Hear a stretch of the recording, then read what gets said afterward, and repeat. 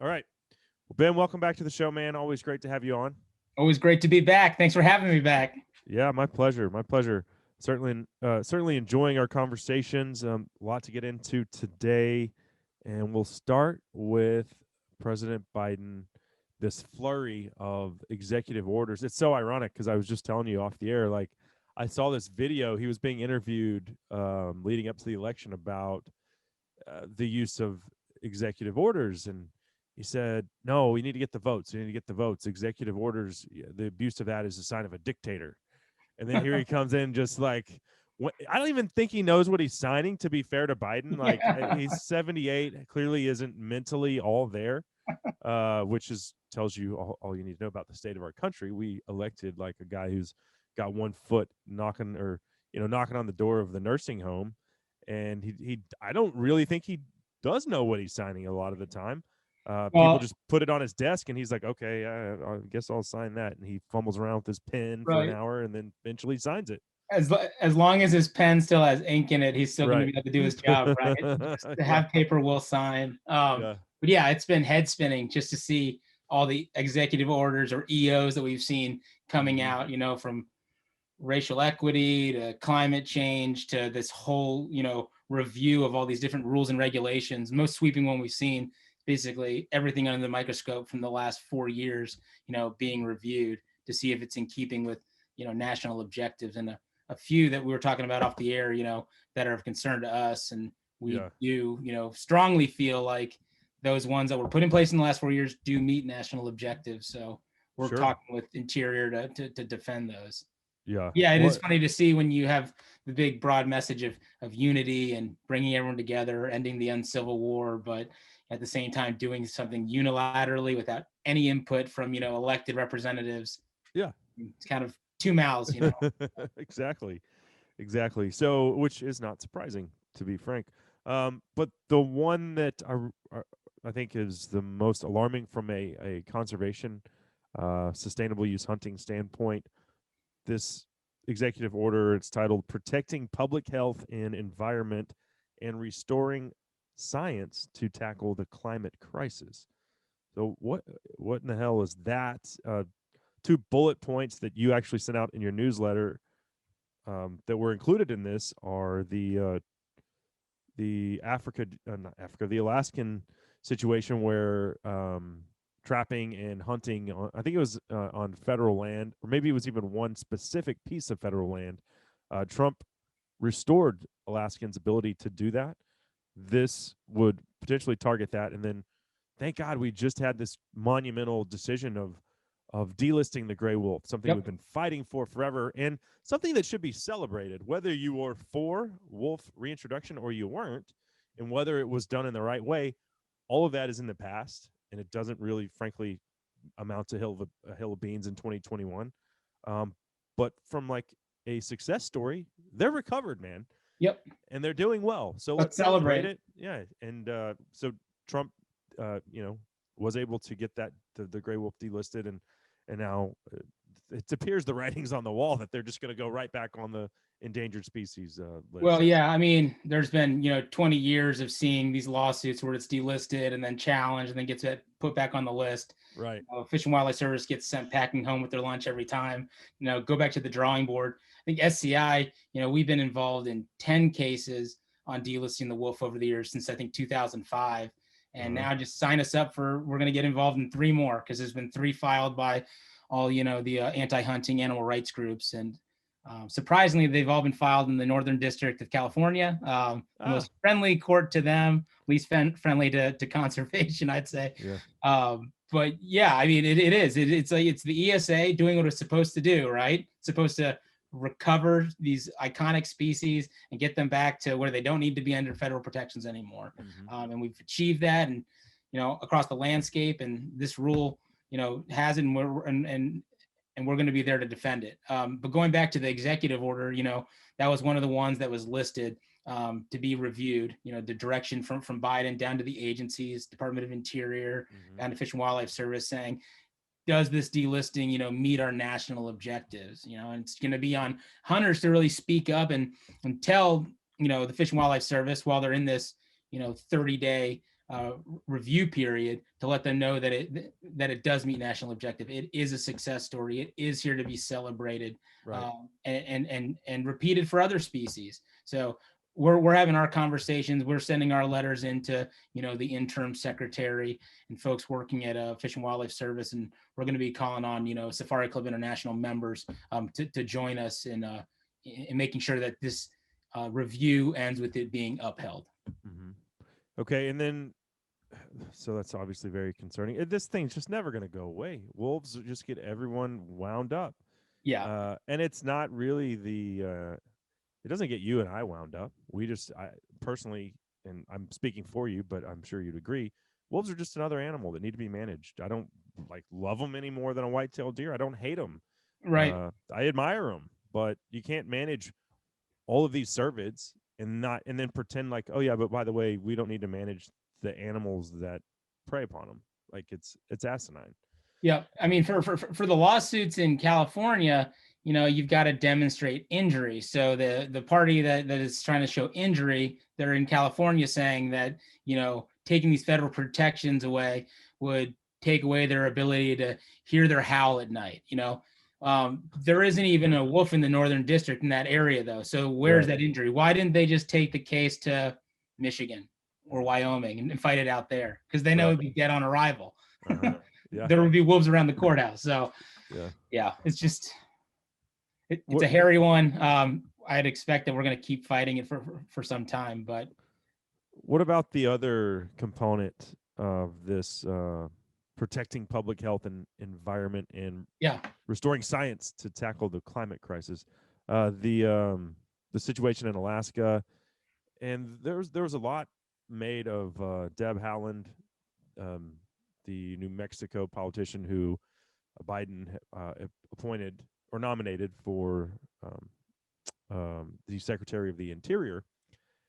And a lot of hunting groups have the fear that she is more of a preservationist rather than a conservationist, meaning um, the sustainable use hunting model is not important to her. Just preserving the land kind of as is what she would focus on. And this is a prime example of that. I'm not saying that she has anything to do with it at this point, but this would basically take the right that these Alaskans gained during the Trump administration to hunt and trap on federal land. It would take it back away from them. right. I mean, at the core of this issue is it's whether or not you think that the folks, the people of Alaska should be able to manage their own wildlife, or if that decision should be coming from, the Interior's main building in Washington, D.C. And it's always across the board been our position and Hunter's position that, our state DNRs, our state wildlife management authorities, they're the ones that should be making these decisions. So this one relates to non-subsistence hunting, on national preserves. It was a rule put in place under Obama. It was reversed with the Congressional Review Act by President Trump, and now they're going to be putting it under another review. It's used as a big fundraising ploy by animal rights groups. They'll talk about all these, wolf pups and denning bears and everything, but really at matter is how we allow states to manage their wildlife resources. Mm-hmm.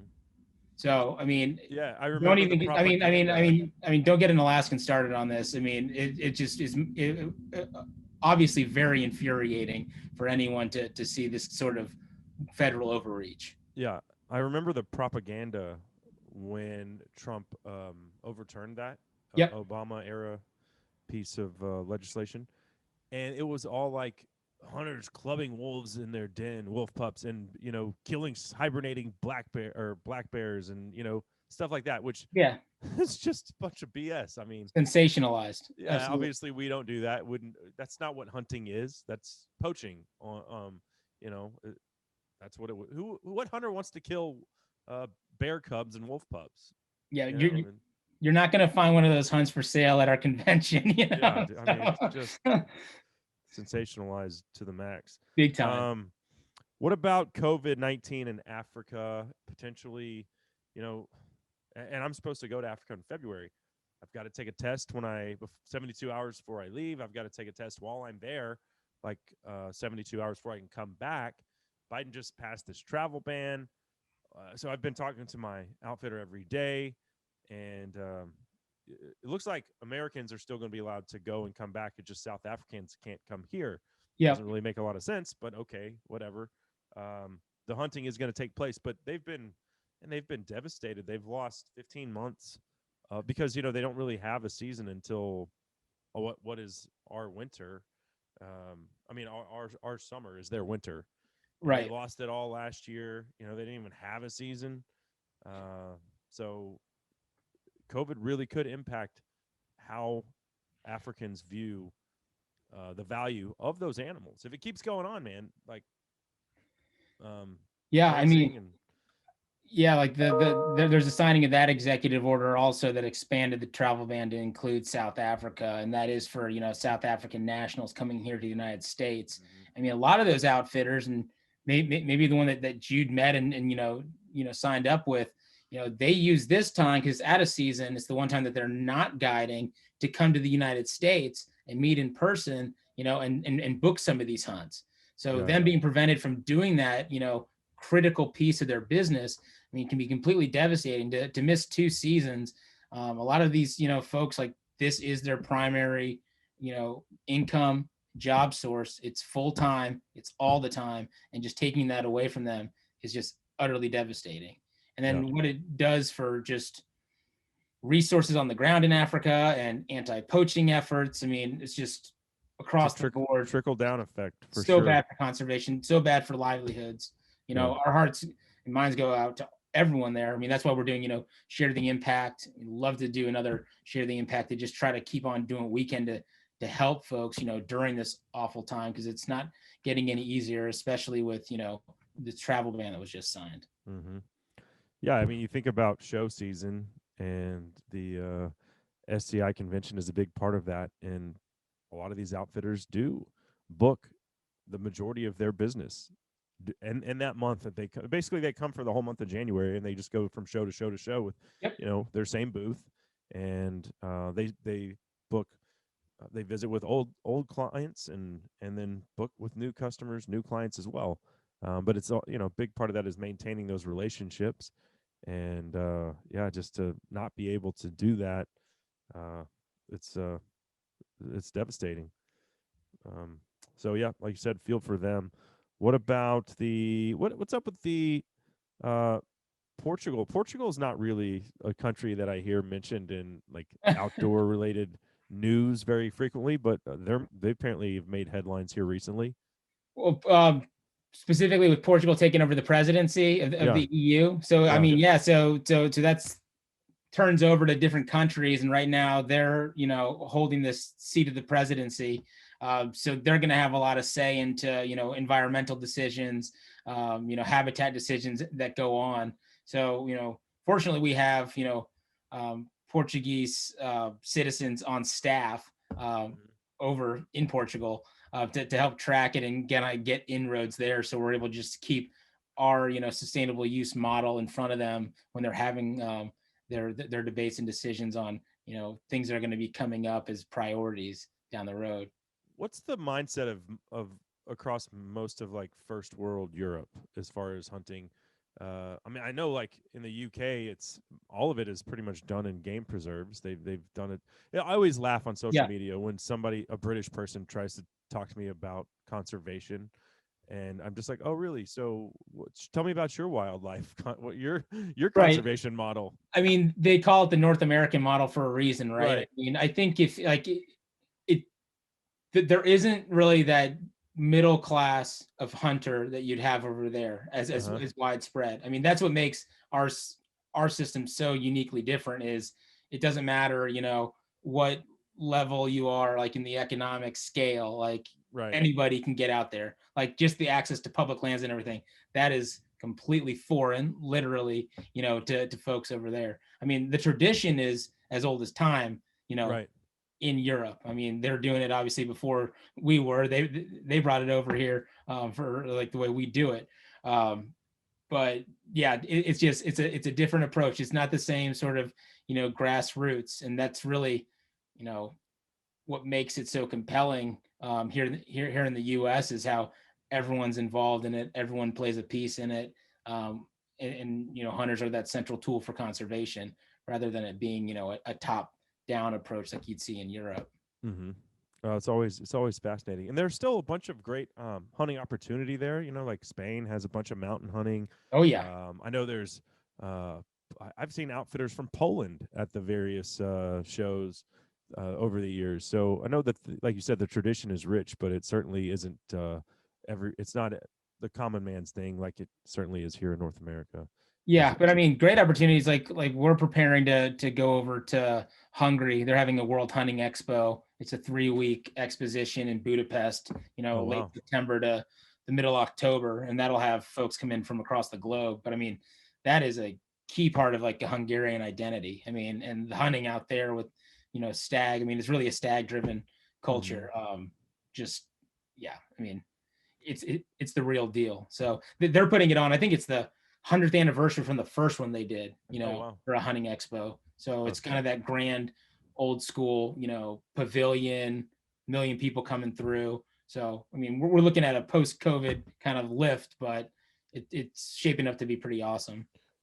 Yeah, who knows how that's all going to play out? Like, if Yeah. they're going to require, and not just from like, of course, we're coming at it from a hunting standpoint, traveling, doing a lot of traveling for hunting related trips. You probably both for hunting and business, just like these meetings and stuff. What's going on with conservation across the globe? SCI is very involved in all of that. Um, but will they make us all take vaccines? Who knows? Are you going to have to show some kind of card that says you've had the vaccine? Or like, I think, well, I have to get that negative test, but I also have had COVID in the last 3 months. So I think there's even a loophole there that says, hey, I don't even have to have the negative test. So Right. it's You got the all up in antibody. the air. Yeah. Yeah. I mean, it's all kind of being hashed out as we speak. But yeah, seeing that it could be get a test to go international, get a test to go to New York if you wanted to go. I mean, even domestically, it's like, Mm-hmm. I mean, it Go say hi to Cuomo. yeah, right. Exactly. Yeah, Yeah. it's a new frontier. But yeah, I mean, just thinking about hunting and the self isolation. That's like the essence of it. Like can't we be the guinea pigs for how to do it right with just crossing, say, the Canadian border? Right. I It's mean, it's mind blowing that I am about to embark on an African safari, third week of February, but yet I can't go to Canada to hunt black bear this spring. it's brutal. And again, we're talking about people's livelihoods. There's folks that just they depend on Americans coming up over the border to guide them, and that's just Yeah. been completely taken away. Even though it flies in the face of reason. Again, it's Mm-hmm. self isolation. Nobody's blending in. You're driving yourself there. Yeah. I'm pleading with Parliament in Ottawa to just use hunters as guinea pigs for how to do it safely, and then move on from there. Yeah. Sign me up. Sign me up. I'll if they don't open it back up for the spring, I'll have lost 2 bear hunts there in the last year. So You still got your bear up above you, right? yep. Still got that one. Still ahead Yep, of that me. one. That one's from Alberta. Alberta. Yeah. Once again, Canada, one of my favorite. I probably end up in Canada once or twice a year for some, various hunting or they've got great fishing opportunity there too with the Oh my Boundary god. Waters. Oh yeah. That's all a great trip that I've enjoyed. I think my dad and brothers and I and some friends from the church I grew up in have done that one 4 times for smallmouth and pike. And my dad, who's a much better fisherman than me, has caught some monster lake trout. That's awesome. I just am in the canoe with him, and I'm like, "What did you catch that on again? How deep were you?" Did you do But like the whole portage, like carrying the oh yeah, canoe yeah, from hole to hole? That's awesome. That's yeah. like bucket list for me to do Boundary Waters. Did you? So the first one we did was like 10 years ago. My dad would have been like mid 50s. Now he's like mid 60s, and I'm the one that we used to portage together. I'm usually the one that has to schlep the canoe a half a mile now. I'm looking at him like, okay, this is. I hope my son doesn't look at you like or at me like I'm looking at you right now, like you're old and you can't do this. But I think he actually appreciates it at the end of the day. So, well, hey, good stuff as always, Ben. Appreciate your time. I always look forward to the newsletters, and yeah, we'll do it again very soon. Yeah, I think you'll like the next one. It's going to be full of action. All right. I look forward to it, man. Thanks again. Yep. Thanks as always, Cable. Appreciate it. All right. Take it easy. You too.